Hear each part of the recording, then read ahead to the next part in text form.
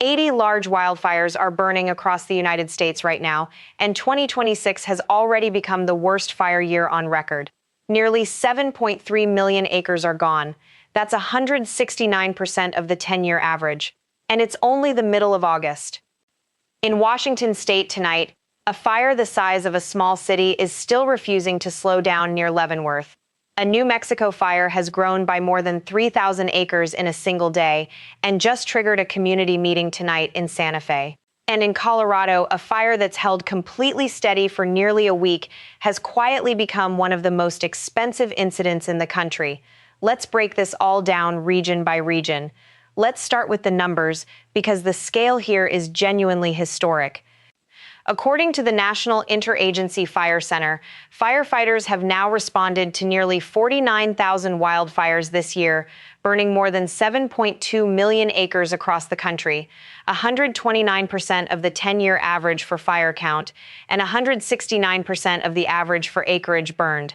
To put that in perspective, 2025 saw 3.7 million acres burned by this point in the year. 2024 saw 5.4 million.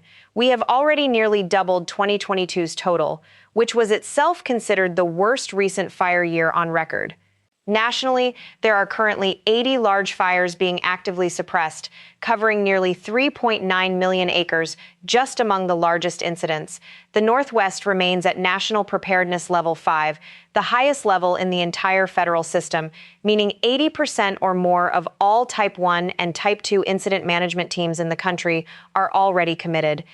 There is almost no reserve capacity left in the national firefighting system right now, which is exactly why officials keep stressing that catching new fires small, within the first operational period, remains the single most important priority nationwide.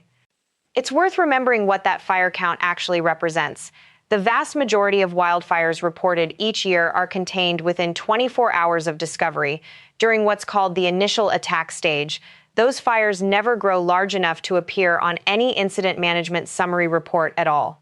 The fires we're covering today are the exceptions, the ones that outran initial attack and grew into genuinely resource-intensive, long-duration incidents.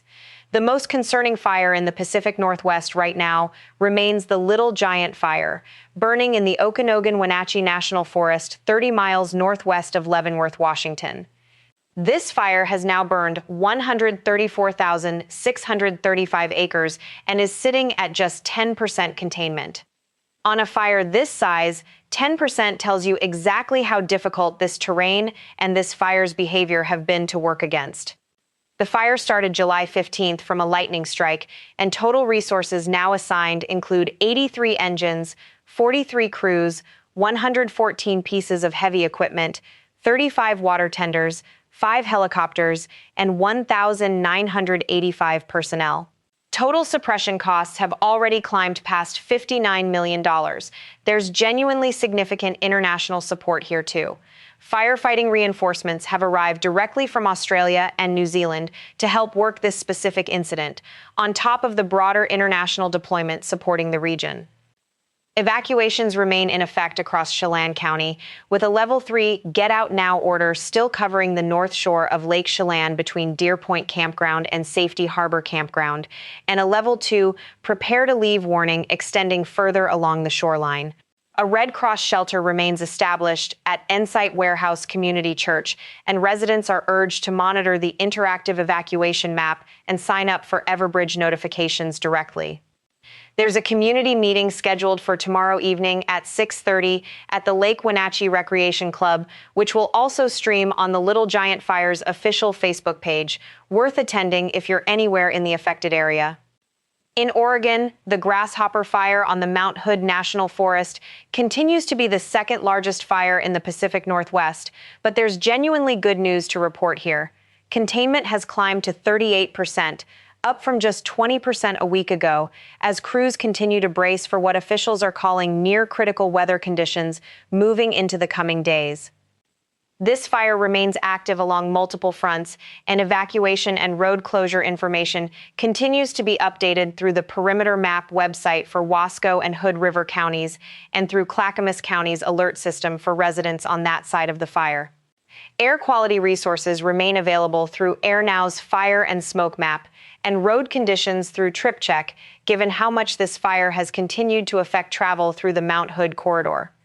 There's a new wrinkle in the Pacific Northwest story as of this weekend.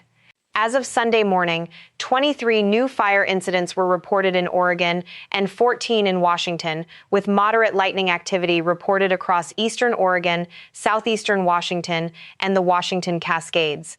Scattered precipitation accompanied most of these storms, with some localized heavier pockets in northeast Oregon, but the lightning itself has continued sparking new starts across a landscape that's already critically dry. The Hagen Fire, burning about 26 miles east of Pendleton, Oregon, was listed as natural in cause and continues to be one of several fires firefighters are managing simultaneously in that part of the state. Meanwhile, up in Washington, the Kaiser Canyon Fire, burning about 1 mile south of Nespelem, has grown to 138,296 acres and is now 83% contained, a genuinely strong number for a fire of that size, and a real sign of progress even as new starts continue popping up elsewhere in the region. Down in New Mexico, the fire we need to be watching most closely right now is the Frijoles Fire, burning in the Pecos wilderness of the Santa Fe National Forest. This fire has grown to 11,335 acres and is 9% contained after adding nearly 2,000 acres in a single day on its northeastern edge, driven by wind alignment, dry vegetation, and steep terrain that allowed continuous eastward spread. This fire started from lightning on August 4th, and 656 personnel are currently assigned under a complex incident management team. Firefighters are working in tandem with aerial resources to build containment line toward Cañón Navajo and down the western flank toward Rio Frijoles, while night shift crews continue working steep, rugged, inaccessible terrain and remain available for initial attack on any new starts. Officials are also warning that smoke will continue posing real health risks as it settles into nearby valleys, particularly affecting Nambe and Española, and residents there are being urged to close windows and run air filters as smoke settles in overnight. There's a community meeting happening tonight, Tuesday, August 18th, at 6 p.m. at the Santa Fe Convention Center. In Santa Fe County, the Borrego Mesa area and Nambe Pueblo Lake remain in ready status, Camino de Cañón in Cundillo remains in go status, and the rest of Cundillo, along with Cerro Piñón, have been placed on set status. In Rio Arriba County, the community of Cordova remains in ready status as well. New Mexico Highway 503 remains closed between County Road 98 and State Road 76. Shifting to Colorado, the Aspen Acres Fire, burning 10 miles northwest of Rye in Custer, Pueblo, and Huerfano counties, remains stable at 102,004 acres, with containment holding at 72%. This fire has made no new acreage or containment gains in the most recent reporting period, which is actually a positive sign at this stage. It means crews have moved past active suppression into the holding and extending phase across most of the perimeter. But the human cost here has been enormous. This fire, discovered on June 29th and confirmed as human-caused, has destroyed more than 850 structures, including at least 337 homes, making it the seventh largest wildfire in Colorado's history. All evacuation and pre-evacuation orders have been lifted, and the Disaster Assistance Center that had been operating out of the Pueblo Academy of Arts has since transitioned into a recovery assistance center at Beulah Heights Elementary School, where residents can access re-entry cards and longer-term recovery resources. It's a sobering reminder that a fire holding steady on paper doesn't erase the scale of what a community has already lost. It's worth pausing on just how many resources this season has required nationally. 3 15-member international incident management teams and 196 fire line management personnel from Australia and New Zealand remain deployed to the Pacific Northwest. A Canadian large air tanker and a Bird Dog aircraft from Manitoba remain based out of Boise, Idaho. 4 MAFS-equipped C-130 aircraft from the Air Force Reserve and California Air National Guard remain staged at Klamath Falls and Redding, and 240 soldiers from the 7th Infantry Division at Joint Base Lewis McChord continue supporting the Maudrite Fire on the ground in Washington. When a country is calling in international crews, military support, and reserve air tankers simultaneously, on top of nearly 49,000 domestic wildfire responses already this year. That's the scale of what's actually happening across the country right now. The persistent subtropical ridge that's been parked over the southern and western United States all summer remains the dominant force behind this season. Colorado's own wildfire tracking teams note that incoming monsoonal moisture has finally started providing some reprieve there, with rain lessening activity on several major blazes across the state, though fire danger remains rated extreme in many high-country counties, and new fires continue sparking even with that added moisture in the mix. In the Pacific Northwest and Southwest, that relief hasn't fully arrived yet. Moderate lightning continues rolling through the region with each new round of storms, and while some of that lightning brings scattered rain, plenty of it doesn't, creating exactly the kind of dry thunderstorm conditions that spark new fires without delivering any meaningful moisture benefit.